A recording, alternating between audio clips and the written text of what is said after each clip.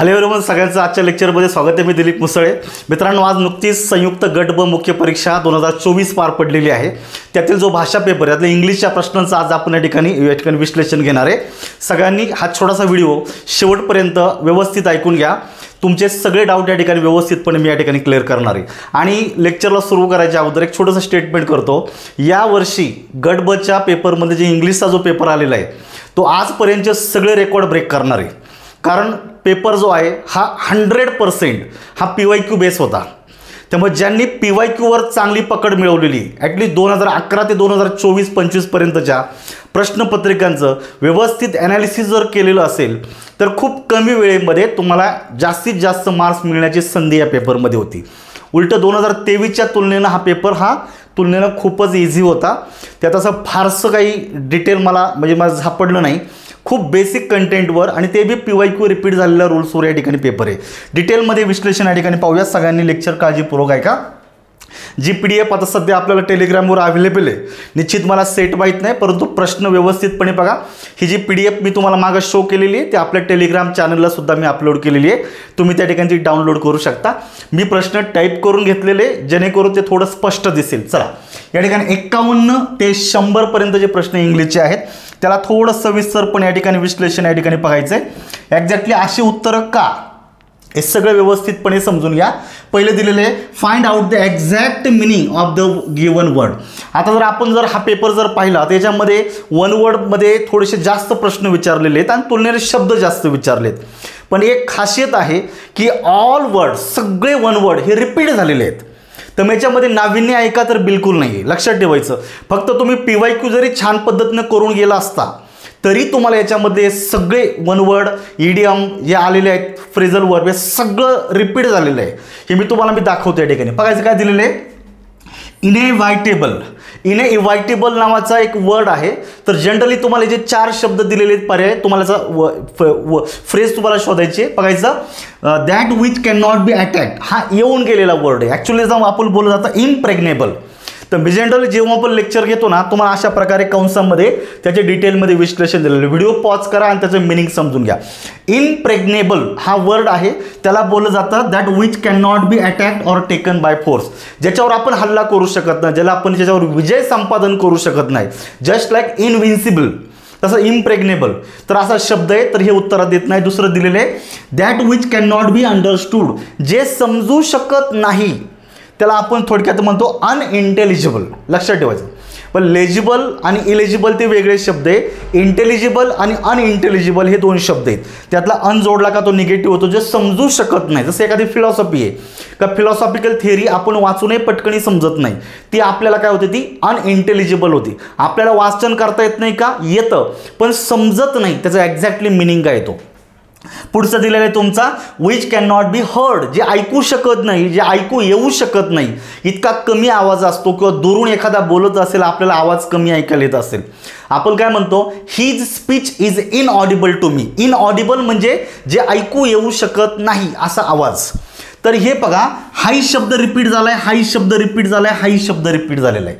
पण हे तिन्ही उत्तरात येत नाही. आपलं उत्तर येतं exactly 4, that which can not be avoided, जे आपण थांबवू शकत नाही, जे घडणार आहे, जे आपण ज्याला अवॉइड करू शकत नाही, असे अनअवॉइडेबल थिंग ज्याला आपण म्हणतो इनइव्हायटेबल. लक्षात ठेवायचं. पर्याय क्रमांक 4 उत्तर आहे. परंतु हे जे बाकीचे जे 3 शब्द आहेत, हे 3ही शब्द विथ धिस वर्ड रिपीट झालेले आहेत PYQ मध्ये.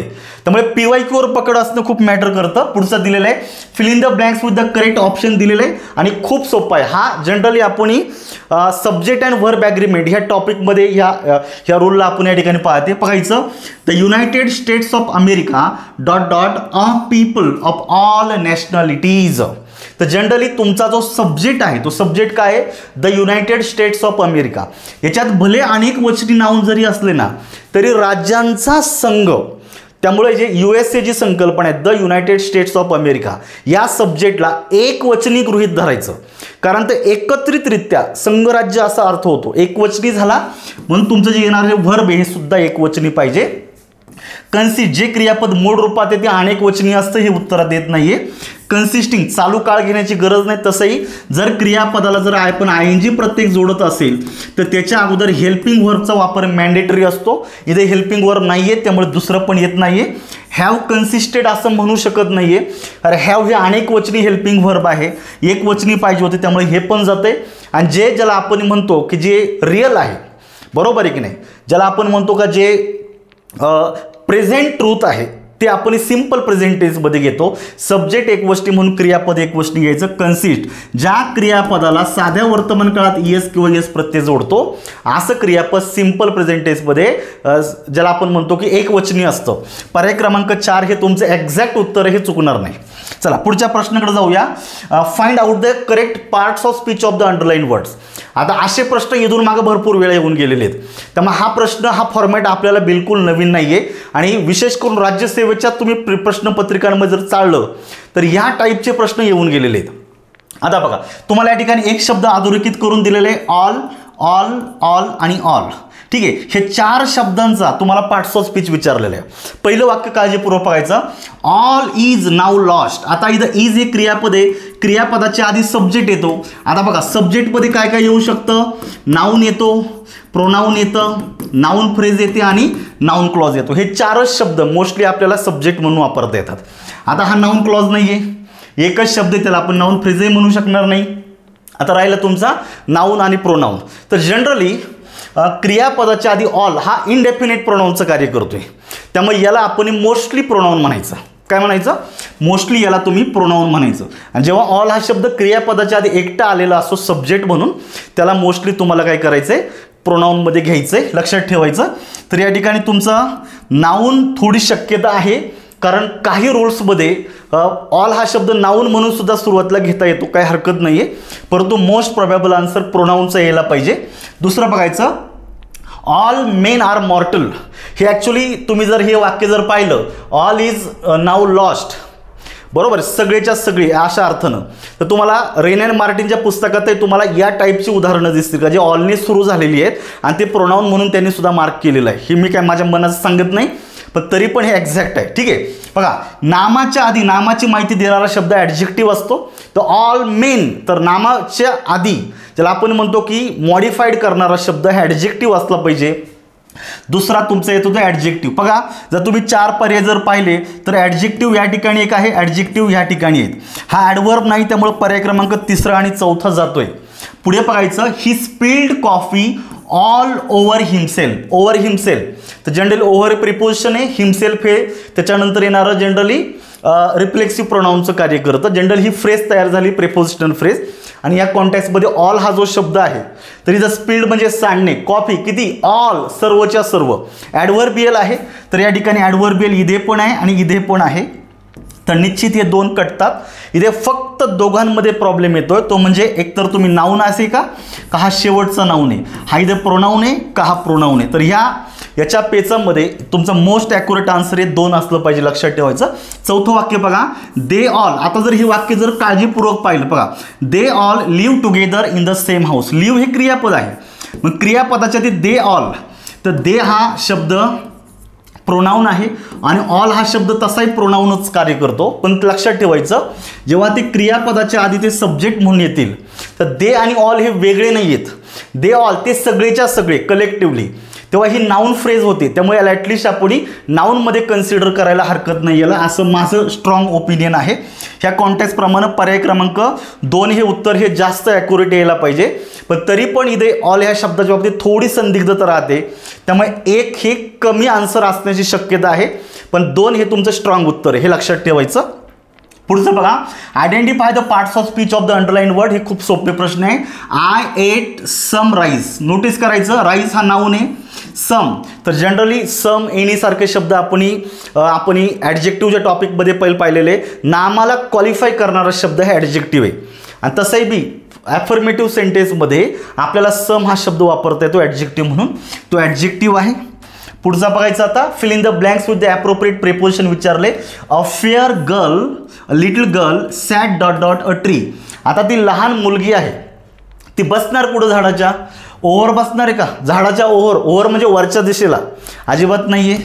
अंडर म्हणू शकतो, अंडर अ ट्री, झाडाच्या खाली बसतं माणूस. ठीक आहे, इथं तुमचं उत्तर 2 असलं पाहिजे, विथ होणार नाही आणि इंटू पण होत नाही आहे. पुढचं, very few metals in the world are as costly as gold. तर मित्रांनो हा पॅटर्न किमान 20-25 वेळा वेगवेगळ्या प्रकारे तुम्हाला डिग्रीच्या टॉपिकमध्ये रिपीट झालेला आहे. तर एक मी स्ट्रक्चर नेहमी विद्यार्थ्यांना सांगत असतो, सुपरलेटिव्ह डिग्रीमध्ये जर वन ऑफ द ची रचना जर असेल वन ऑफ द, तर पॉझिटिव्ह डिग्रीची सुरुवात आपण ही व्हेरी फ्यू न करत असतो. कशाने करत असतो? व्हेरी फ्यू न. आणि कम्पॅरेटिव्ह डिग्रीमध्ये एक मार्कर शोधायचा असतो आणि तो मार्कर म्हणजे मोस्ट ऑदर. कोणता? मोस्ट ऑदर मार्कर शोधायचा. त्यामुळे नोटीस करायचं, नो ऑदर होणार नाहीये. लक्षात ठेवायचं आपल्याला कुठली डिग्री विचारलेली? कम्पॅरेटिव्ह डिग्री विचारलेली. बघायचं इथं वन ऑफ द ची रचना ही सुपरलेटिव्ह डिग्रीत येते आणि इथं विशेषणाला EST सुपरलेटिव्ह डिग्रीत येतो. दुसरा पण पर्याय जातो आहे गोल्ड इज मोर कॉस्टलियर. जर विशेषणाला ER जोडला असेल तर परत मोर जोडण्याची गरज नसते. चौथा जातोय म्हणजे पर्याय क्रमांक 1 उत्तर आहे. Gold is costlier than most other metals in the world. तर मोस्ट अदर हा मार्कर लक्षात ठेवायचं. One of the very few most other. इथं ऑफ ऑलची रचना आली तिथं नो अदर येतो आणि या ठिकाणी एकतर ऑल अदर येतो किंवा एनी अदर येतं. याच्यापैकी एखादा घ्यावं लागतं. तर या ठिकाणी उत्तर तुमचं एक्झॅक्ट एक आहे, चुकणार नाही. पुढचं दिलेलं आहे which of the following sentence is in simple sentence. Synthesis या टॉपिकवरचा प्रश्न आहे. सिंपल, कंपाऊंड, कॉम्प्लेक्स आणि कंपाऊंड कॉम्प्लेक्स सेंटेन्स हे ओळखण्याच्या संदर्भात मी अगोदरही याच्या अगोदरचं आपलं लेक्चर त्याच्यावरच आलेलं आहे, तुम्ही पाहू शकता. त्याविषयी मी डिटेलही सांगितलेलं आहे. सिंपल सेंटेन्स म्हणजेच काय असतं रे? लक्षात ठेवायचं, सिंपल सेंटेन्स जे आहे ज्याच्यामध्ये एकच सब्जेक्ट आणि एकच व्हर्ब असतं असं वाक्य असं सिंपल सेंटेन्स. मग या ठिकाणी बघायचं ही इज अनवेल हा झाला एक main clause. So he can not attend the office. So आणि फॉर हे इलेटिव्ह कंजंक्शन आहे. त्याने दोन वाक्य जोडली, वाक्य कंपाऊंड तयार झालं. एक घ्यायचं नाहीये. ही झाला सब्जेक्ट, कन्फेस झालं क्रियापदाचं दुसरं रूप, हीच क्राईम. त्यानं त्याचा गुन्हा कबूल केला. म्हणजे तुमच्या वाक्यात जर एकच कर्ता आणि एकच क्रियापद आलेलं असेल अशा वाक्याला डोळे झाकून सिंपल सेंटेन्स म्हणायचं. पर्याय क्रमांक 2 मध्ये उत्तर अगदी क्लिअर आहे. बघायचं he can not speak nor can he write. जेव्हा तुमचं वाक्य निगेटिव्ह, दुसरं वाक्याची सुरुवात निगेटिव्ह वर्डनं झालेली आहे, इथं इन्व्हर्जनचा रूल वापरायचा. आधी हेल्पिंग वर्ब नंतर सब्जेक्ट. तर generally nor, neither nor, either or हे सगळे सबॉर्ड कोऑर्डिनेटिंग कंजंक्शन आहे. वाक्य तुमचं कंपाऊंडमध्ये जातं. तिसरं येत नाहीये. He confessed. What did he confess? That he is guilty. तर दॅटला जोडलेला क्लॉज हा नाऊन क्लॉज आहे म्हणजे वाक्य कंपाऊंड सेंटेन्स जातं, सॉरी कॉम्प्लेक्स सेंटेन्समध्ये जातं. हे उत्तरात येणार नाही. पर्याय क्रमांक 2 100% बरोबर उत्तर आहे. Identify the grammatically correct sentence from the following. बघा, Jyoti has always to hurry in the morning because she gets up so late. Jyoti always has to hurry in the morning because she gets up so late. Jyoti gets up so late has always to hurry. तर तुम्ही चारही वाक्य जर पाहिली, बऱ्याच वेळा तुम्हाला प्रश्न कोणत्या टॉपिकवरचा आहे कळत नाही, पण एक शब्द चारही वाक्यांमध्ये वेगवेगळ्या ठिकाणी रिपीट झालेला आहे. तो शब्द म्हणजे ऑलवेज. लक्षात ठेवायचं. तो ऑलवेज हा जो शब्द आहे याला आपण ॲडवर्ब ऑफ फ्रिक्वेन्सी म्हणतो आणि ॲडवर्ब ऑफ फ्रिक्वेन्सी हा वाक्यामध्ये क्रियापदाच्या म्हणजे मुख्य क्रियापदाच्या आधी वापरला जातो. या ठिकाणी पाहायचं हॅज टू. जनरली हॅजला मी जर मुख्य क्रियापद म्हटलं किंवा याच्यानंतर टू आलेला आहे, हॅव टू, हॅज टू हे जर झालेलं आहे, याच्यानंतर पुढे तुमचं क्रियापदाचं मूळ रूप येतं. त्यामुळे क्रियापदाच्या आधी वापर करा. हॅज टूला एकत्रित घ्या. Jyoti always has to hurry in the morning. पर्याय क्रमांक 2 उत्तर बरोबर येते. Identify the adverb clause underline in the sentence. Adverb clause विचारले. क्लॉज हा टॉपिक पार तुम्हाला सांगतो 11 पासूनच्या प्रश्नपत्रिका जर चाळल्या तर मी लिहून देतो. तुमचा जर काळजीपूर्वक जर ते PYQ जर पाहिले ना तर तुम्हाला भविष्यात कधी ह्या टॉपिकवरच्या प्रश्नांना चूक होणार नाही. 3-4 प्रश्न डोळे झाकून पेपरमध्ये येत असतात आणि 100% मार्क देणारा टॉपिक आहे. पाहायचं दे फॉट, फाईटचा भूतकाळ झाला फॉट. दे फॉट हा झाला तुमचा main clause. How did they fight, ते कशा प्रकारे लढले याचं उत्तर मिळतं ॲज हिरोज डू. ज्या पद्धतीने हिरो लढतात त्या पद्धतीनं ते लढले. तर या ठिकाणी ॲज जे आहे त्याला आपण सबऑर्डिनेटिंग कंजंक्शन म्हणतो. त्यानं जोडलेला हा जो काही क्लॉज आहे याला आपण ॲडव्हर्ब क्लॉज ऑफ मॅनर असं म्हणतो. कोणता? Adverb clause of manner. तर तुमचं उत्तर 1 मध्ये कन्फर्म निघते. मग बाकीचे का चुकीचे ते पाहून घ्या. I expect. What do you expect? तू कशाची अपेक्षा बाळगतो? उत्तर मिळतं that I shall get a prize. क्रियापदाच्या नंतर कर्म म्हणून जो क्लॉज काम करतो तो नाउन क्लॉज असतो. पुढचं दिलेलं आहे हिअर इज द बुक. हे तुझं पुस्तक आहे, यू वॉन्ट, जे तुला पाहिजे होतं.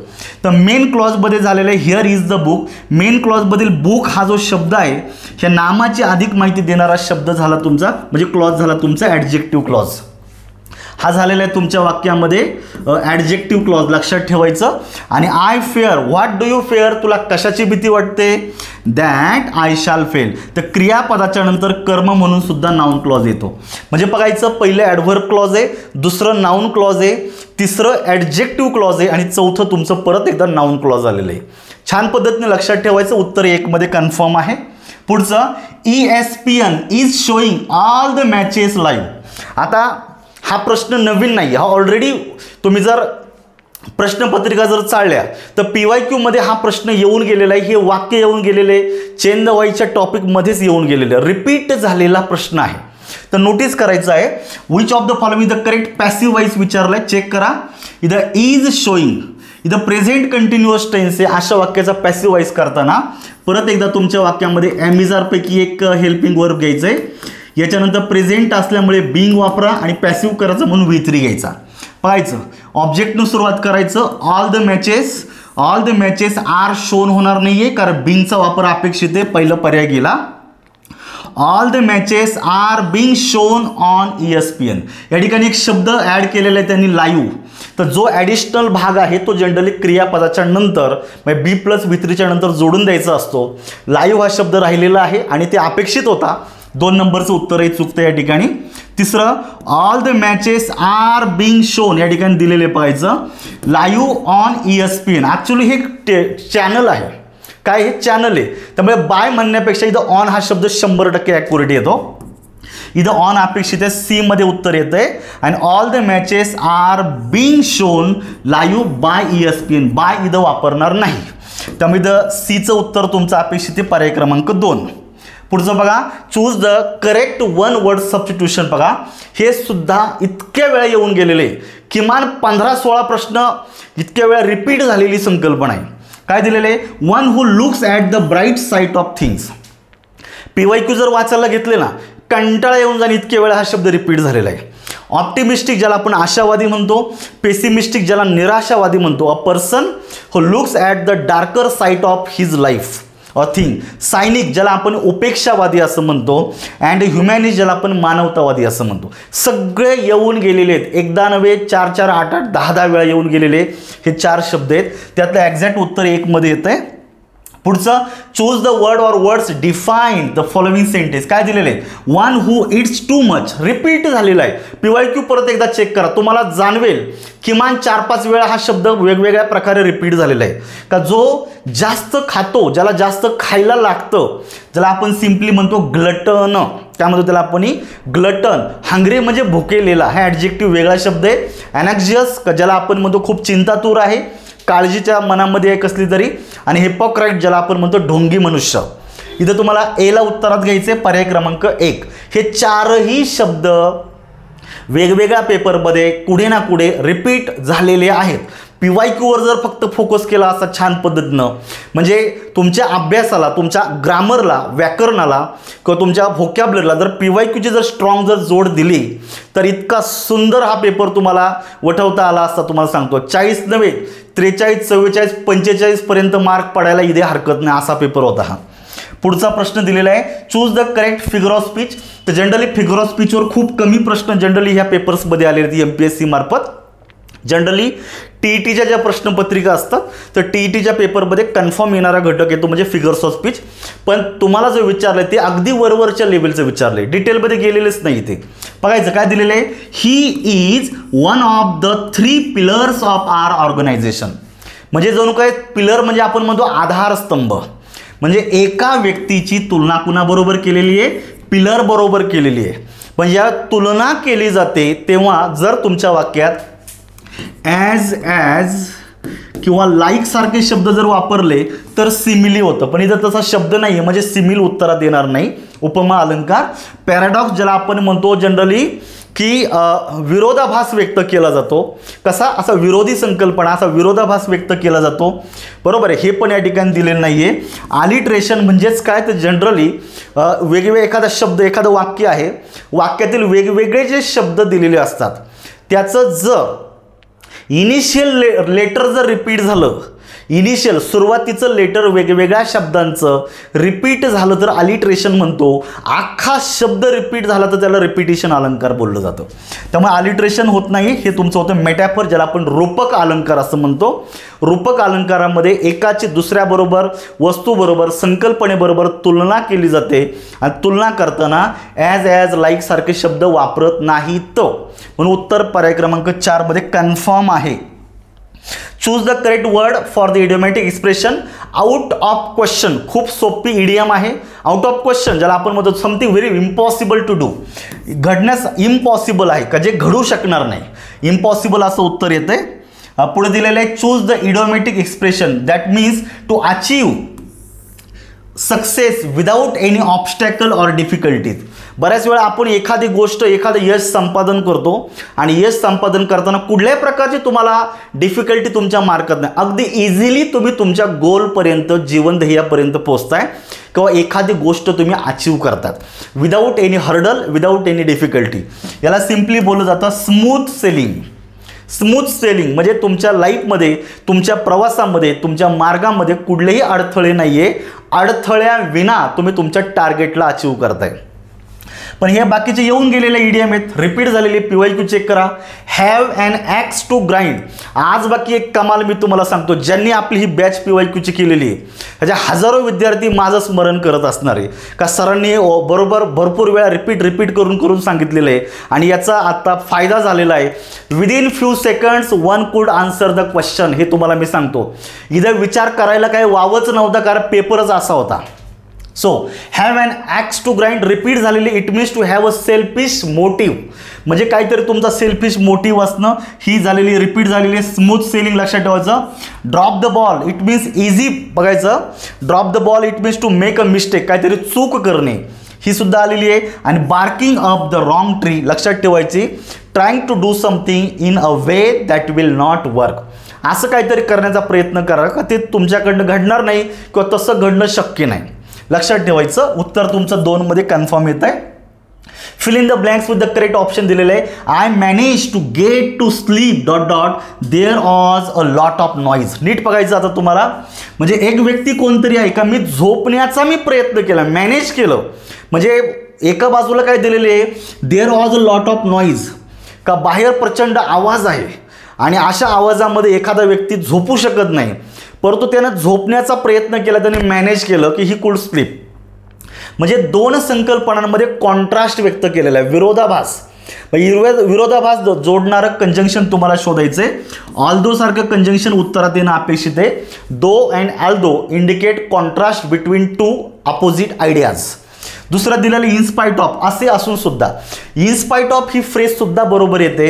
इनस्पाइट ऑफ दॅट, पुढे दॅटचा वापर हा मोस्टली अपेक्षित होता, परंतु तुम्हाला या ठिकाणी कंजंक्शन हा वापरायचे 2 वाक्यांना. 1 नंबरचं उत्तर करेक्ट येतं. बिकॉज आणि बिकॉज ऑफ येणार नाही, कारण दिलेलं नाही आहे, कॉन्ट्रास्ट व्यक्त केलेलं आहे. सो पुढे बघा, choose the correct tense form of the verb. आपल्याला वाक्य वापरायचे बघा. The police dot dot catch the thief last night. Last night सारखे ॲडव्हर्बियल स्पष्टपणे सांगतं क्रिया भूतकाळात घडलेली आहे. ॲडव्हर्बियल ऑफ पास्ट जर वापरायचे असतील तर साध्या भूतकाळामध्ये वापरले जातात.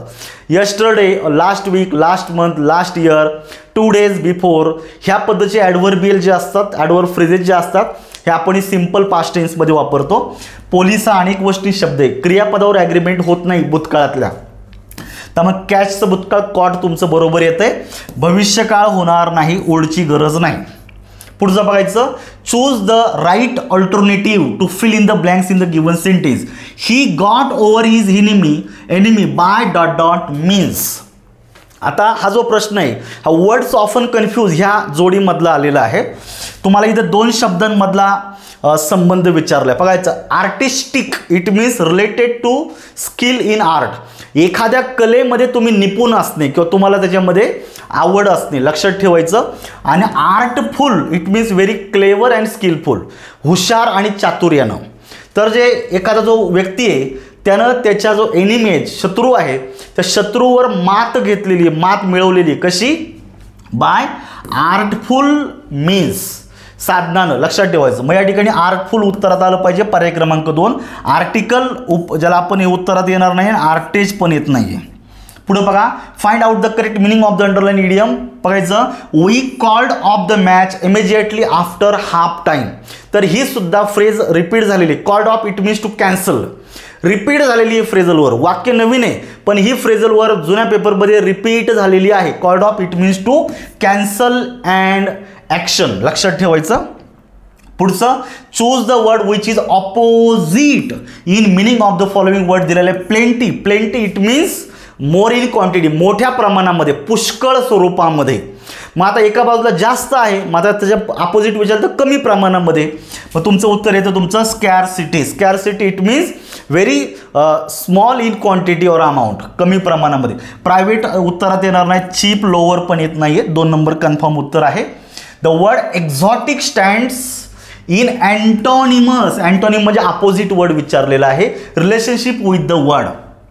तर जनरली एक्झॉटिकचा मिनिंग होतो मित्रांनो इंट्रोड्यूस फ्रॉम अनदर कंट्री. का जो दुसऱ्या देशातून परकीय आहे, फॉरेन लँडवरून आलेला व्यक्ती असेल त्याला आपण एक्झॉटिक म्हणतो. याच्या अपोजिट होऊ शकतो नेटिव्ह. तर एक्झॉटिक, नेटिव्ह हे सगळे पेपरमध्ये आलेले आहेत. तुम्ही जुन्या प्रश्नपत्रिका चाळा, पर्यायामध्ये प्रश्नामध्ये कुठे ना कुठे येऊन गेलेले शब्द आहेत. तर हे लक्षात ठेवायचं. सिनोनिम अँटोनिमचा अभ्यास तुम्ही PYQतून जरी छान पद्धतीने केला तरी तुमचं व्यवस्थित स्टडी होऊन जाईल, हे तुम्हाला मी खानपान सांगतो. तर या ठिकाणी इंथुजियास्टिक, उत्साही होणार नाहीये, एक्साइटिंग होत नाही. जनरली उत्तर येते तुमचा इंडिजिनियस. इथं सी उत्तर आलं पाहिजे. Indigenous it means existing naturally और having always lived in a place, ज्याला आपण नेटिव्ह असं म्हणतो. मूळ रहिवासी ज्याला आपण म्हणतो. एक फॉरेन लँडवरून आलेला आणि एक मूळ रहिवासी एकमेकाच्या अपोजिट होतात. आणि इम्प्लिसिट आणि एक्सप्लिसिट. इम्प्लिसिट ज्याला आपण म्हणतो थोडक्यात का जो हिडन मिनिंग आहे अशा स्वरूपाचा. तर ही काही संबंध नाही या ठिकाणी. पुढचा दिलेला आहे, the meeting will breakup after the president has address the audience. एकदा प्रेसिडेंटनं लोकांना भाषण दिल्याच्या नंतर मीटिंग ब्रेकअप होणार आहे. ब्रेकअप म्हणजे संपुष्टात येणार आहे, थांबणार आहे, स्टॉप होणार आहे. बरोबर आहे की नाही? मग इंटरप्ट होऊन का रे? काही गरज नाही. इंटरप्ट म्हणजे मध्येच कोणीतरी अडथळा निर्माण करतं, काही गरज नाही आहे. पुढे दिलेलं आहे, स्टॉप होऊ शकेल, कंटिन्यू आफ्टर इंटरवल होणार नाही आहे. डिवाइड बजेटमध्ये ग्रुपमध्ये अशा रीतीनं काय झालेलं आहे, ग्रुप पडलेला आहे. तर मीटिंगमध्ये डिवाइड होत नाही आहे. एंड होऊ शकतं, मीटिंगचं एंड होतो पण डिवाइडचा काही संबंध नाही आहे. तर डिस्पर्स आणि डिझॉल्व. तर हे डीमध्ये उत्तर कन्फर्म आहे. पर्याय क्रमांक 2 मध्ये डी दिलेला आहे. पुढचा बघा, the word dot dot is correctly synonymous with the word ubiquitous. Ubiquitous ज्याला आपण थोडक्यात म्हणतो सर्वव्यापी किंवा कुठेही असणारा, सर्वसाक्षी. A person who found everywhere. लक्षात ठेवा. सो याचा आपल्याला थोडक्यात म्हणू शकतो ओमनी प्रेझेंट. ओमनी प्रेझेंट जसं आपण म्हणतो गॉड इज ओमनी प्रेझेंट. देव सर्वत्र आहे, चराचरामध्ये त्याचं अस्तित्व आहे. God is omni present. तर ओमनी प्रेझेंट हे उत्तर तुमचं अपेक्षित आहे. डीमध्ये उत्तर येत आहे. तर जनरल सर्वसामान्य नाही आहे, युनिव्हर्सल वैश्विक नाही आहे, ट्रान्सपरंट पण नाही आहे. डीला उत्तरात घ्या. पुढचं दिलेलं आहे, choose the correct option to fill in the blanks विचारलेलं आहे. A good dot dot who is able to get the best from those places under the charge. तर या ठिकाणी एकच स्पेलिंग 4 ठिकाणी दिलेलं आहे. मग जेव्हा 4 पर्यायामध्ये एकच स्पेलिंग 4 ठिकाणी दिलं जातं ना, त्यावेळेस लगेच समजून चालायचं हा वर्ड्स ऑफन मिसस्पेल्ड वर्डचा प्रश्न आहे.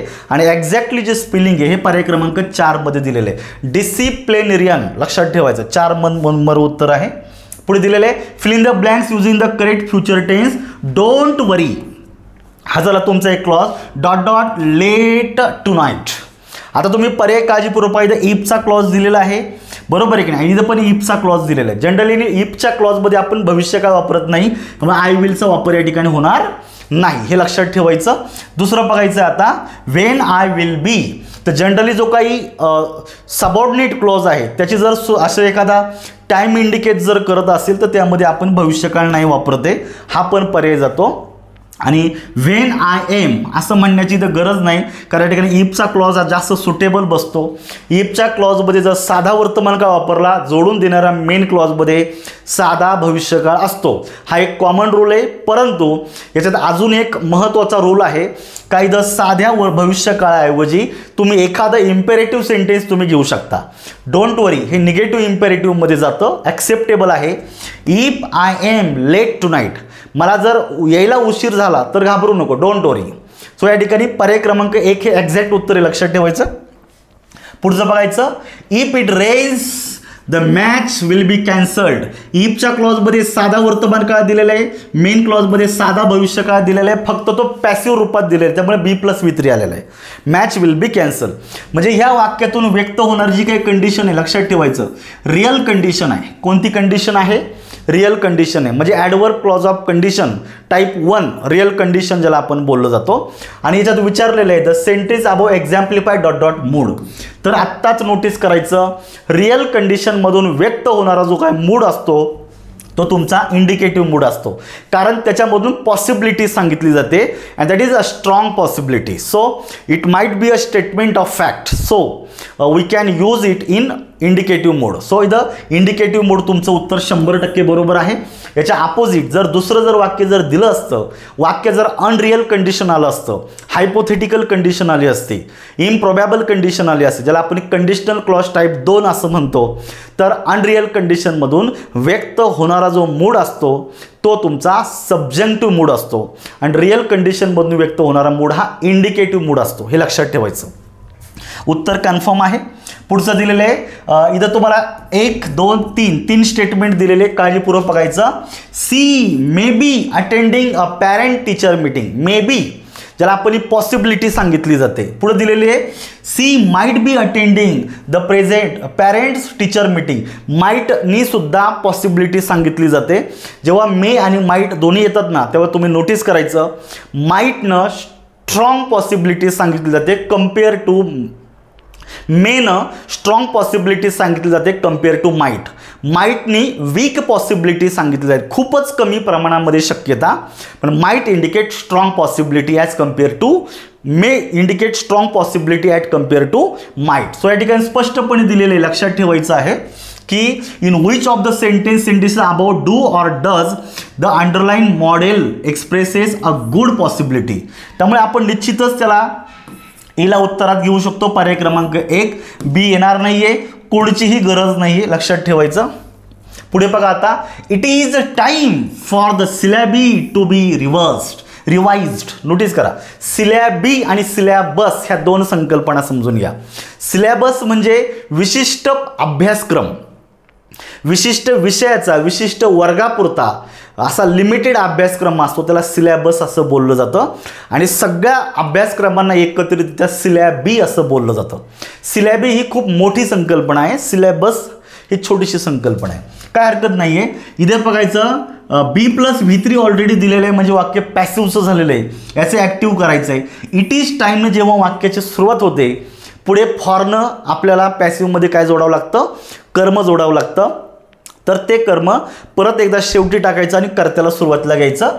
इट इज टाईमने पुन्हा एकदा सुरुवात होणार आहे, सगळीकडे दिलेली आहे. तर आता या ठिकाणी तुम्हाला काय विचारले, ॲक्टिव्ह वाईज विचारल्यामुळे परत एकदा तुम्हाला वाक्यामध्ये फॉरची गरज पडणार नाही. फॉरचा वापर आपण पॅसिव्हमध्ये घेतो जेव्हा तुमच्या वाक्याची सुरुवात इट इज टाईमनं झालेली असते. इट इज टाईम, तेव्हा त्याच्यानंतर पुढे वाक्यामध्ये फॉर घेऊन आपण ऑब्जेक्ट घेतो आणि नंतर आपण उरलेलं वाक्य लिहित असतो. म्हणजे इथं B+V3चा वापर करतो. त्यामुळे फॉर हा पॅसिव्हमध्ये येणार आहे, ॲक्टिव्हमध्ये घेऊ नका. सी आणि डी जातोय. आता it is time for revising, परत एकदा फॉर आलेला आहे, हा पण रिमूव्ह झाला. It is time to revise the syllabi. To revise ही वाक्यात इन्फिनिटिव्ह आहे. इन्फिनिटिव्ह जेव्हा पॅसिव्ह वाईज होतं तेव्हा तुम्हाला टू B+V3चा वापर करावा लागतो. उत्तर 4 नंबरमध्ये कन्फर्म आहे. पुढचं दिलेलं आहे, a simple sentence has only 1 subject and 1. इथं तुम्हाला दिलेलं आहे स्ट्रक्चर नाही, पॅटर्न नाही, प्रेडिकेट आहे. प्रेडिकेटला आपण काही शब्द वेगळ्या शब्दामध्ये वर्ब सुद्धा असं म्हणू शकेल. त्यामुळे जनरली वाक्याचे 2 भाग पडतात, एक सब्जेक्ट आणि प्रेडिकेट. तर प्रेडिकेटिव्ह पार्टमध्ये जो शब्द असतो तो जनरली क्रियापदाने सुरू होतो. क्रियापदाला सुद्धा तुम्ही प्रेडिकेट म्हणता. सो या ठिकाणी सी उत्तरात घ्यायचे, पर्याय क्रमांक 2 लक्षात ठेवायचं. पुढं choose the correct passive form of the given sentence. I annoyed him. I अनॉय म्हणजे आपण अशा थोडक्यात म्हणतो की त्रास होणे, एखाद्या गोष्टीला त्रास देणं वगैरे. आय अनॉय हिम, मी त्याला त्रास दिला, बरोबर आहे की नाही. आता इथं हिम हा ऑब्जेक्ट, याला सब्जेक्ट करा. ही साध्या वर्तमान काळातलं टू बीचं रूप घेतलं इज आणि पुढे V3 घेतला. He is annoyed. जनरल जेव्हा तुम्ही एखाद्या व्यक्तीवर रागावता, इथं विथचा वापर जास्त ॲक्युरेट येणं अपेक्षित आहे. बायने सुद्धा काही प्रमाणात येतो, पण बायनं शक्यतो संकल्पना एखाद्या गोष्टीवर, एखाद्या वे ऑफ बिहेवियर, एखाद्या गोष्टीवर आपल्याला राग आलेला असतो. तर मग अनॉइड बाय ऐवजी annoyed with he more accurate phrase येते. 1 मध्ये उत्तर आहे. Choose the correct meaning of the underline word विचारलेले आहे आणि हा रिपीट झालेला आहे मित्रांनो. ॲम्बिडक्स्ट्रस म्हणजेच जस्ट आपलं 3 इडियट्स मूवी आहे, त्यात डॉक्टर वीरू सहस्त्रबुद्धे आहे. दोनही हातांचा समाल कौशल्यानं वापर करणारा व्यक्ती म्हणजे ॲम्बिडक्स्ट्रस. याच्यामध्ये ॲम्बी हा प्रिफिक्स आहे आणि ॲम्बीचा अर्थ होतो टू. लक्षात ठेवायचं, ॲम्बीचा अर्थ काय होतो? Two. One can use both hands equally well. पर्याय क्रमांक 2 मध्ये उत्तर आहे. पुढचं दिलेलं आहे choose the correct sentence. Shall we have some coffee. पहिली गोष्ट वाक्य इंट्रोगेटिव्ह आहे, बघायचं. इंट्रोगेटिव्ह सेंटेन्समध्ये शाल वी वापरू शकतो आपण. शाल आय आणि शाल वी म्हणजे शाल जर इंट्रोगेटिव्ह सेंटेन्समध्ये आलं तर पुढे तुम्हाला आय किंवा वी पैकी तुम्हाला एक घ्यावं लागेल. आणि जनरली ऑफर किंवा सजेशन असा अर्थ होतो. हे वाक्य ग्रॅमॅटिकली करेक्ट आहे, काहीच प्रॉब्लेम नाही आहे. Please you may post this letter for me. आता या ठिकाणी काही प्लीजनं रिक्वेस्ट केलेली आहे, त्यामुळे वाक्य इंट्रोगेटिव्हची काही गरज नव्हती. तसंही बी इथं मे सारख्या शब्दाने परमिशन दिली जाते, त्यामुळे इथं अशी रचना वापरणार नाही, बरोबर आहे की नाही. याला जर करेक्ट करायचं असेल तर आपण काय म्हणू शकतो? Please post this letter for me, full stop. हे इंट्रोगेटिव्ह सेंटेन्स नाही होणार, इम्पेरेटिव्ह होणार आहे, शेवटी पूर्णविराम अपेक्षित आहे. हे वाक्य चुकलेलं आहे. You may take off your hat, I cannot see the screen. जसं तुम्ही थिएटरमध्ये पिक्चर पाहायला बसलेला आहेत आणि समोरच्या व्यक्तीची उंची आणि त्याच्या हॅटमुळे आपल्याला स्क्रीन दिसत नाही. मग आपल्याला जर स्क्रीन दिसत नसेल तर आपण काय म्हणू त्याला? तुझी टोपी काढून ठेव, म्हणजे डोक्यावर बाजूला काढ, मला स्क्रीन दिसत नाही. त्यामुळे आपण त्याला परमिशन देत नाही, त्याला आपण ही कंपल्सरी सांगतो you must take off your hat, I cannot see the screen. या ठिकाणी मेचा वापर चुकीचा आहे, त्यामुळे इथं तुम्हाला करेक्ट विचारल्यामुळे ओनली याला मार्क करा. पर्याय क्रमांक 1 हे लक्षात ठेवायचं. कन्फर्म उत्तर आहे. Choose the correct option to fill in the blanks. The boy is accused of dot dot as he killed his own father. आता इथं तुम्हाला खूप वेगळ्या पद्धतीनं आलेलं आहे. भले प्रश्न विचारण्याची पद्धत बदललेली आहे, पण शब्द किमान 9-10 वेळा रिपीट झालेला आहे PYQ मध्ये, 1 वर्डमध्ये. लक्षात ठेवायचं. सुसाईड म्हणजे आत्महत्या करणे. त्यानं वडिलांना मारलेले, स्वतः मेलेलं नाही आहे, त्यामुळे इथं आत्महत्या येणार नाही.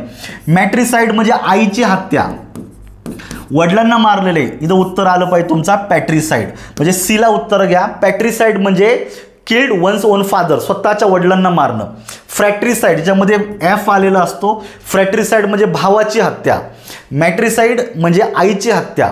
रेजिसाईड म्हणजे राजाची किंवा राणीची हत्या. सुसाईड म्हणजे स्वतःची हत्या. इन्फंटिसाईड म्हणजे जे लहान इन्फंट असतं त्याची हत्या. फेटिसाईड म्हणजे बाळ, म्हणजे आईच्या गर्भामध्ये जे काही गर्भ वाढत चाललेला असतो, बरोबर आहे का, त्याला आपण गर्भाची हत्या. असं वेगवेगळे शब्द तुम्हाला माहिती पाहिजे. होमिसाईड म्हणजे थोडक्यात आपण मनुष्यवध म्हणतो. इथे स्पष्टपणे वडिलांना मारले, उत्तरात आलं पाहिजे. प्रॅट्रिसाईड उत्तर तुम्हाला 3 मध्ये दिलेलं आहे. पुढचं टिटोटॉलर. हा खूप वेळा रिपीट झालेला शब्द आहे आणि याच्यात काय असं वेगळं नाही आहे, रिपीट झालेलं. तुम्ही PYQ चेक करा.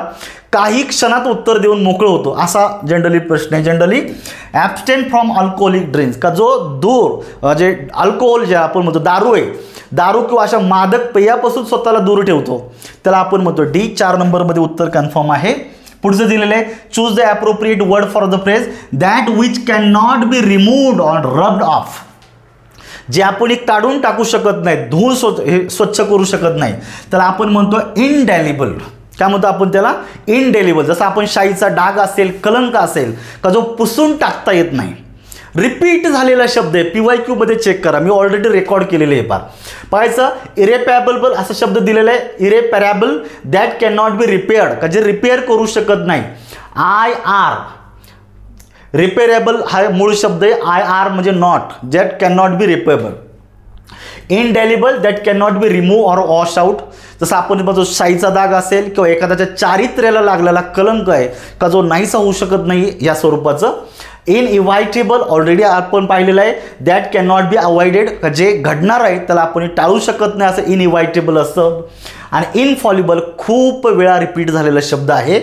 Never making mistake or being wrong, ज्याच्याकडनं चुकाच होत नाही, जस्ट लाईक गॉड, त्याला आपण इनइव्हायटेबल असं म्हणतो. तर उत्तर तुमचं 2 मध्ये कन्फर्म आहे. सगळे रिपीट झालेले शब्द आहे. Identify the suitable modal to indicate some kind of rule.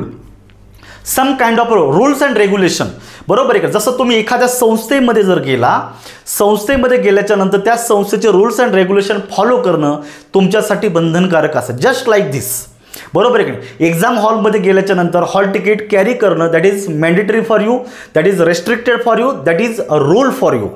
So इथं बंधनकारक आहे असा अर्थ घ्यायचा. In Delhi even the pillion riders must wear helmet, बरोबर आहे का. हेल्मेट वापरणं त्याच्यासाठी सक्ती आहे, तो रूल आहे. That is obligatory to do something, just like a rule.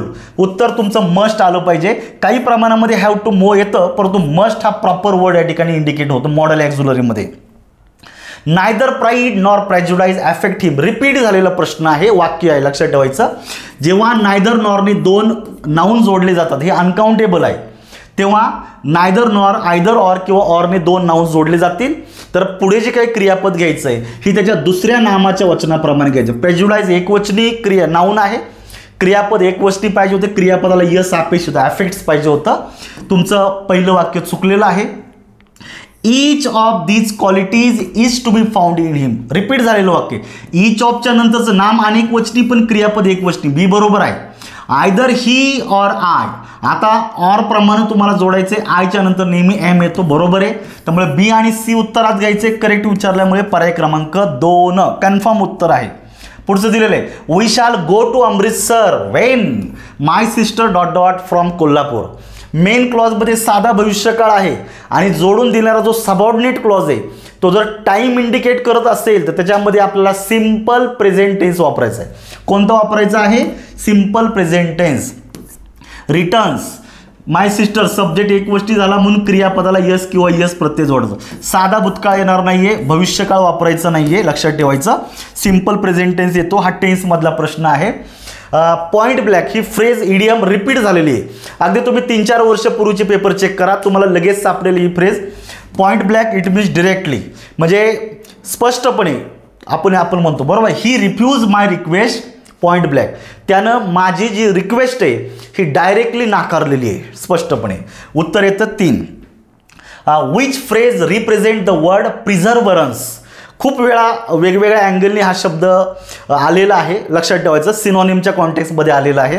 प्रिझर्वर म्हणजे तुम्हाला पर्यायांमध्ये भरपूर वेळा सापडेल असा, आणि हा खूप कॉमन शब्द आहे, लक्षात ठेवायचं.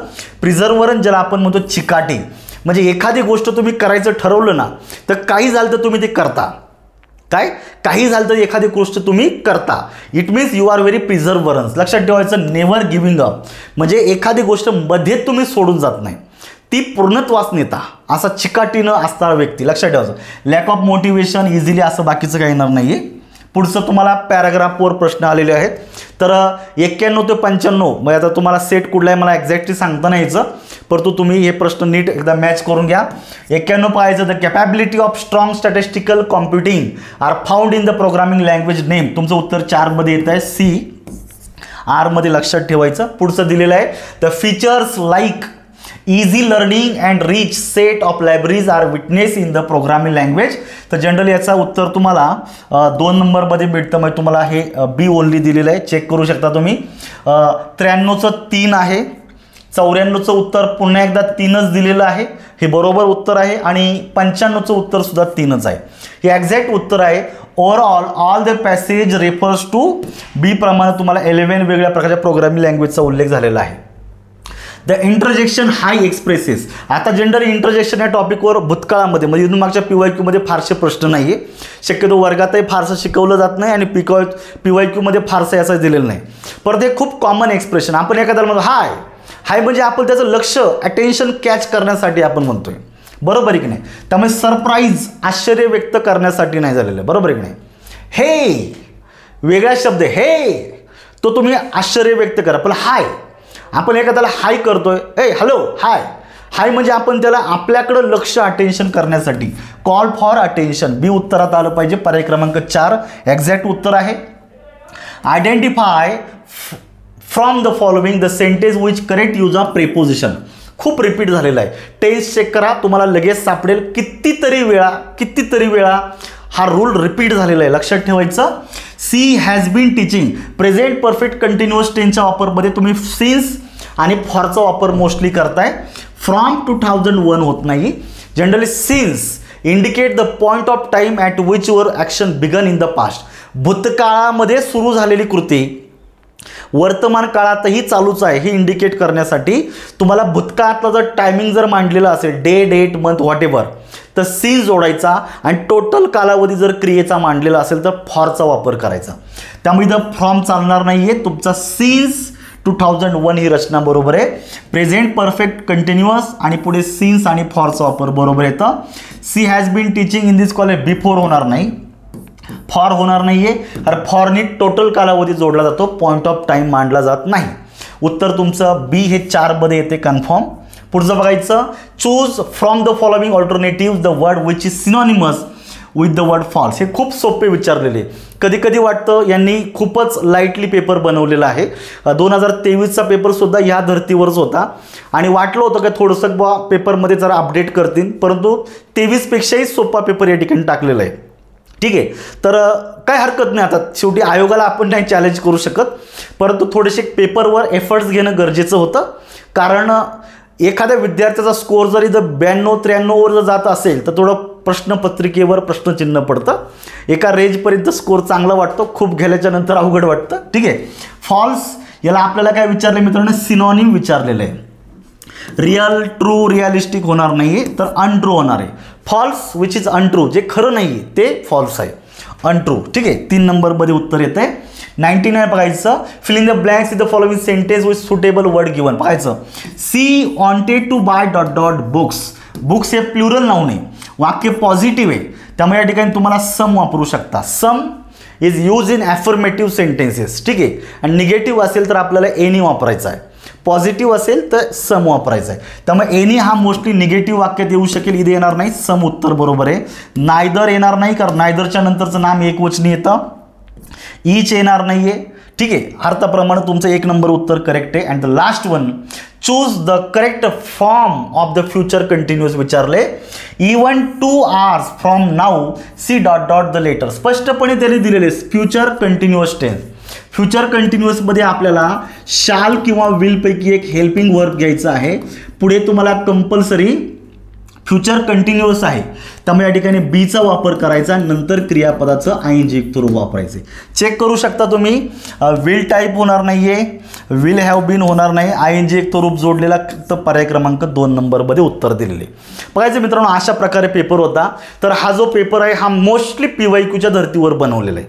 जर असाच जर गटकला जर पडला या टाईपचा, म्हणजे मी असं कन्फर्म नाही सांगत आहे, परंतु परत एकदा मला एक गोष्ट परत एकदा जाणीव करूशी तुम्हाला सांगावीशी वाटतं. PYQ is must for you. PYQनं रिवाईज, ज्याला आपण म्हणतो रिव्हर्स इंजिनिअरिंग होतं. PYQमुळे आयोगाने वेगवेगळ्या पेपर्समध्ये विचारलेले रूल्स तुमच्या डोळ्याखालून जातात. PYQमुळे तुम्हाला आयोगाचा पेपरचा ट्रेंड कळतो. PYQमुळे तुमच्या मनामध्ये कॉन्फिडंट येतो. कमी वेळेमध्ये जास्त उत्तर कशी द्यायची, एलिमिनेशन करायचं, अशा भरपूर प्रश्नांची उत्तर तुम्हाला PYQमध्ये मिळून जात असतात. त्यामुळे जर असे जर प्रश्न जर PYQच्या बेसवर जर आले, काही प्रश्न रिपीट झालेले आहेत, काही शब्द रिपीट झालेले आहेत आणि रूल तर 100% रिपीट झालेले आहेत, असा पेपरमध्ये मी आजच सांगतो 40 नव्हे 45-46 पर्यंत मार्क्स पडायला या पेपरमध्ये हरकत नाही. आणि मी परत एकदा सांगतो, जसं मी सुरुवातीला सांगितलं होतं, यावर्षी 2011 पासूनचे जेवढ्या परीक्षा झालेल्या आहेत या सगळ्यांमध्ये रेकॉर्ड ब्रेक या ठिकाणी आजच्या पेपरमध्ये होणार आहे. हायेस्ट नंबर, हायेस्ट मार्क्स ह्या पेपरमध्ये मुलांना मिळू शकतात, अशा स्वरूपाचा पेपर होता. तर मित्रांनो, अशा प्रकारे पेपर आहे. जर तुम्हाला या ठिकाणी जर थोडंसं गायडन्सची आवश्यकता असेल संयुक्त गट क मेन्ससाठी, तर मी परत एकदा सांगतो, आपल्या PYQचा एक कोर्स आहे छोटासा, ॲप्लिकेशनवर. तर हा कोर्स मी नव्यानं अपडेट करतो, तुम्ही जॉईन करू शकता. याचे टॉपिक वाईज जे PYQs आहेत याचं नवीन व्हिडिओ बनवायचं काम उद्यापासून सुरू होतं आहे. तर जनरली फक्त 299 रुपये फी आहे, का जास्त नाही आहे. सप्लिमेंटरी कोर्स आहे. निश्चित तुम्ही तुमच्या मेन चॅप्टरच्या अभ्यासासोबत तुम्ही याचा वापर करू शकता, ऐकू शकता. 6 महिने कालावधी आणि सगळ्यात इम्पॉर्टंट गोष्ट अनलिमिटेड वॉच टाईम दिलेलं आहे. 6 महिने 24 तास किती वेळा बघा, काही प्रॉब्लेम नाही आहे. 100% तुमचा ईच अँड एव्हरी पॉईंट या ठिकाणी कव्हर करण्याचं काम मी केलेलं आहे. ॲप्लिकेशनचं नाव आहे दिलीप मुसळेच इंग्लिश अकॅडमी. आजच डाउनलोड करा आणि या कोर्सला रीडिंगला सुरुवात करा. तर मित्रांनो, अशा प्रकारे हा पेपर होता आणि अपेक्षा करतो की तुम्हाला बेस्ट ऑफ आन्सर्स जे आहेत त्या ठिकाणी मिळालेले आहेत. तर त्यातही एखादा प्रश्न इकडं इकडं होऊ शकेल, परंतु हा पेपरचं ॲनालिसिस हे 100% बरोबर आहे. ह्या पद्धतीनं मला सांगायला हरकत नाही. शेवटी आयोग आहे. एखाद्या प्रश्नामध्ये जसं तुम्हाला मी मागे सांगितलेले प्रोनाउन आणि नाऊनमध्ये थोडा कन्फ्युजन आहे, but the remaining questions are all clear.